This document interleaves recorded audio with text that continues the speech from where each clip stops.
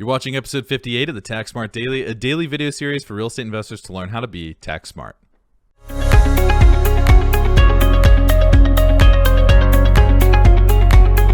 Before we get started, make sure to subscribe to our YouTube channel and click the bell icon to receive notifications about future videos that we release. Thanks for tuning in to today's episode of the Tax Smart Daily. I'm Brandon Hall, a CPA and managing partner at the Real Estate CPA. And before we get started today, I invite you to join our Tax Smart Facebook group. A link to that is below in the description of this YouTube video. I'm also going to just go ahead and apologize for my janky microphone here that I'm having to hold while I was filming my most recent podcast episode with Tom, my partner at the firm. My boom mic broke. The little cheap plastic pieces broke off. So now I have to manually hold my microphone until I get a new mic stand. So this is going to be fun.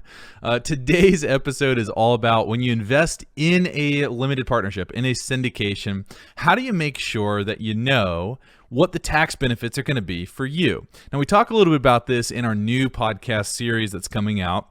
And I believe that that's going to be coming out over the next couple of weeks, so keep an eye out for that. That's the much more detailed explanation than what I'm going to give you.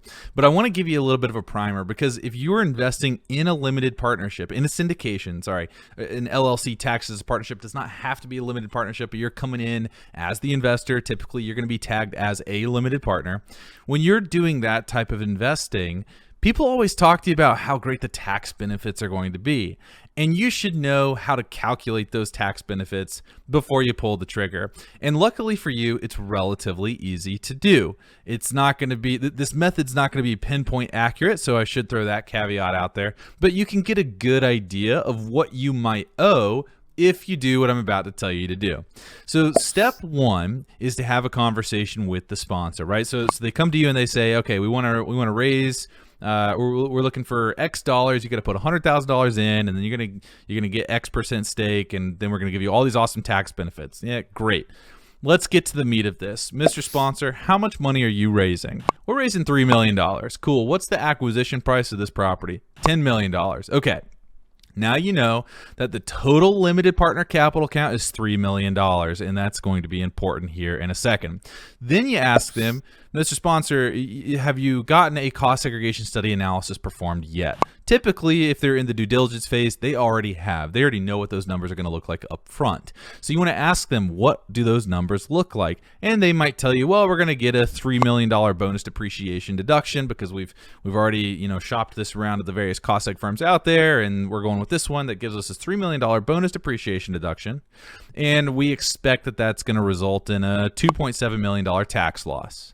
So you're trying to find out how much capital have you raised, or how much capital do you plan to raise in total from your limited partners, and two, what's the tax loss that I can expect in year one? But if you just ask sponsors, what's the tax loss that I can expect, they're not really going to know what you're talking about. Most of them aren't going to understand, or they're going to say, you got to go talk to your CPA about that. That's actually what most people are going to say. They're going to say, go talk to your CPA about that. But what you want is, you want to know, all right, if we're going to get $3 million of bonus depreciation, you're asking about the cost seg. What's that estimate? It's $3 million.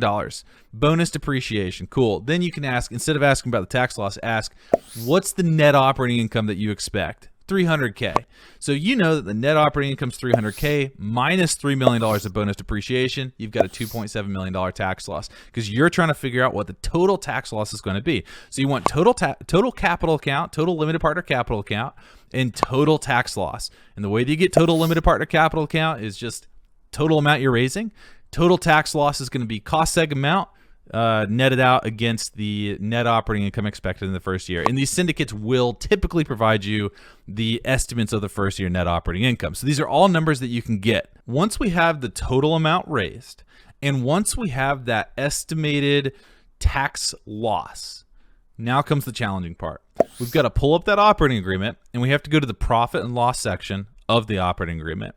And what we're trying to look for is, how do those losses, if we have that $2.7 million tax loss, how does that loss get dispersed whenever it happens?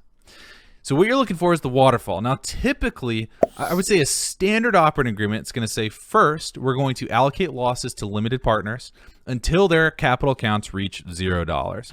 Now, you might have some other it's some other operating agreements that say we're going to allocate losses 50-50. There is no first, it's just, we're just going to allocate losses 50-50, or we're going to allocate losses based on your economic interest or something like that.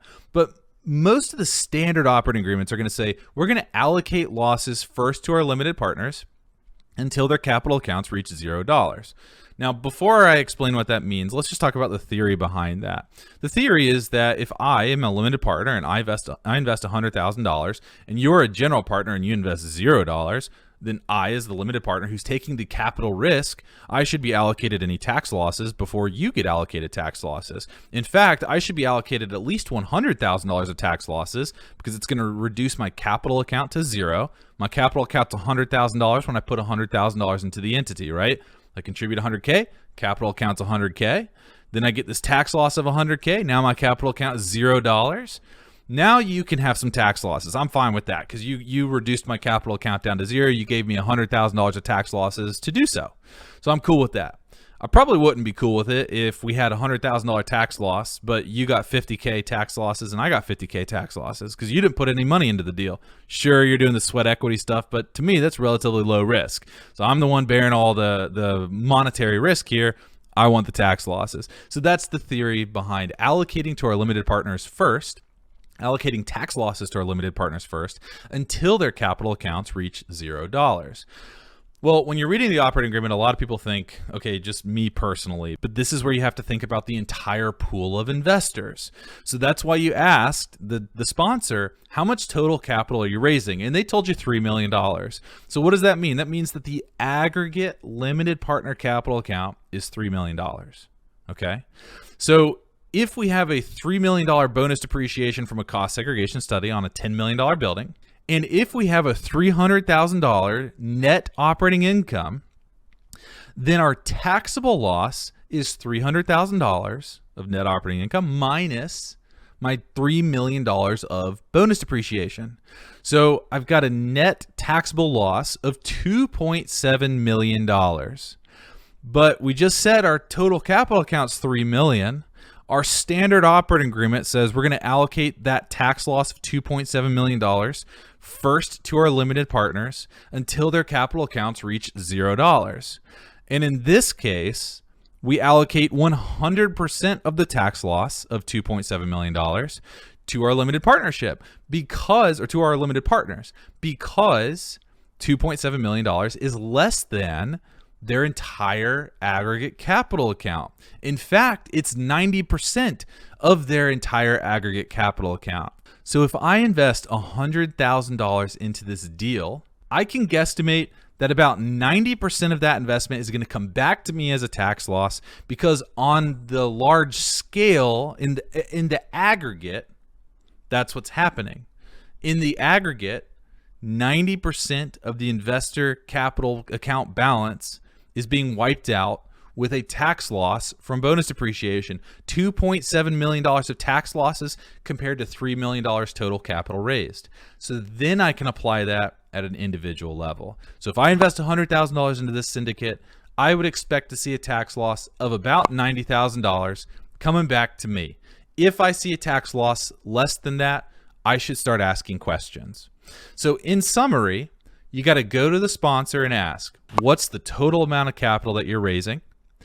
What's the cost segregation estimate? What does that look like in terms of bonus depreciation? And what is our net operating income expected to be in the first year? When you get the total bonus depreciation amount, you net that out against that net operating income first year. Now you've got your tax loss in the first year. And once you figure that out, you now have your two most important numbers. Number one, how much capital are we raising total? That's my aggregate limited partner capital account. And number two, what's my tax loss? Now you go to the operating agreement, you look at that profit and loss section, and you look specifically for how are those tax losses being allocated to the various partners of this LLC. And if your operating agreement says, first we're going to allocate to the limited partners until their capital reaches $0, you know you've got a $2.7 million tax loss that's going to be allocated to a $3 million pool, which means the entire $2.7 million is allocated to that $3 million pool, which means there's only $300,000 left at the end of the allocation. which means that if I put $100,000 into this, I can expect about 90% to come back as a tax loss. Thanks so much for watching today's episode of the Tax Smart Daily. I hope you enjoyed it. If you have any questions or if anything that I say resonates with you, please drop me a comment below. I'd really appreciate it. And follow us online. We have so many social links below. Love to have you as part of our larger community.